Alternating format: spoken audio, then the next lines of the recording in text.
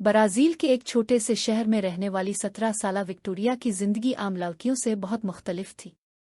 कम उम्री में ही इसे जिंदगी की सख्त हकीकतों का सामना करना पड़ा।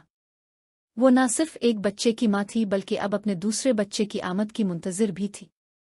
लोग उसके बारे में तरह तरह की बातें करते थे।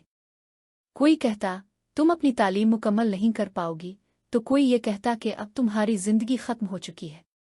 मगर विक्टोरिया के दिल में एक खामोश अज़्म था, वो अपनी तकदीर खुद लिखना चाहती थी। विक्टोरिया की मुलाकात एडवर्ड से सिर्फ 12 साल की उम्र में हुई थी और 14 साल की उम्र में वो अपनी पहली बेटी लारा की मां बन गई। ये सब कुछ इसके लिए बहुत बड़ा सदमा था। वो अक्सर रातों को रोती रहती, खौफजदा रहती और सोचती कि वो इतनी कम उम्र में ये सब कैसे संभालेगी। इसकी अपनी माँ इसे बचपन में छोड़कर चली गई थी और उसकी परवरिश इसकी दादी ने की। दादी ने इसे माँ की तरह पाला, मगर विक्टोरिया के दिल में हमेशा एक खला रहा। शायद यही वजह थी कि वो अपनी बेटी के लिए एक बेहतरीन माँ बनना चाहती थी, अपनी माँ से भी बेहतर। वक्त गुजरता गया और लारा ने विक्टोरिया को मजबूत बनना सिखाया। मगर जिंदगी आसान न थी।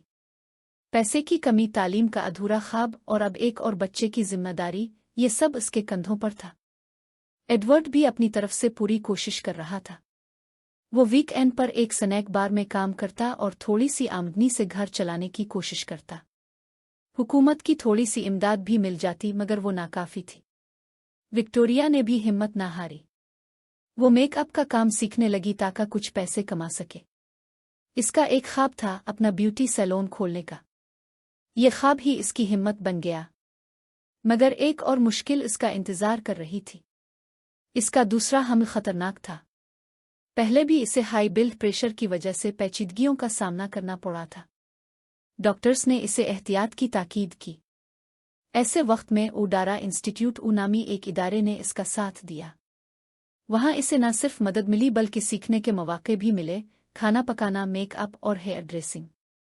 ये सब इसके लिए एक नई उम्मीद की किरण था। इसके रिश्तेदार मायूस थे, मगर उसकी दादी हमेशा उसके साथ खड़ी रही।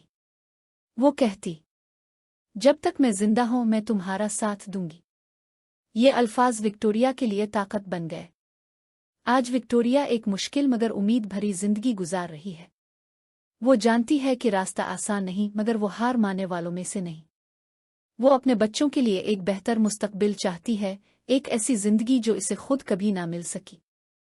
और हर रात अपने बच्चों को देखकर वो खामोशी से दुआ करती है, आने वाले दिन बेहतर होंगे, जरूर होंगे।